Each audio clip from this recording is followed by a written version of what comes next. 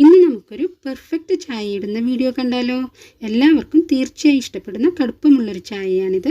അതിനായി ഒരു പാത്രത്തിലേക്ക് ഒരു ഗ്ലാസ് വെള്ളം ഒഴിച്ചു കൊടുക്കാം. ഇതിലേക്ക് 1.5 ടീസ്പൂൺ തേയില ചേർത്ത് കൊടുക്കാം.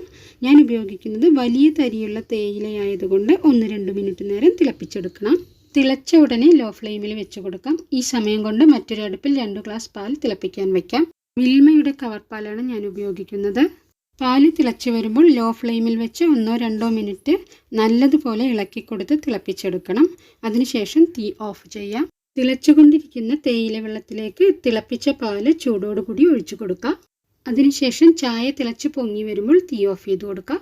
ഇനി ഒരു പാത്രത്തിലേക്ക് ആവശ്യത്തിനുള്ള പഞ്ചസാര ചേർത്ത് ചായ അരിച്ചൊഴിക്കാം.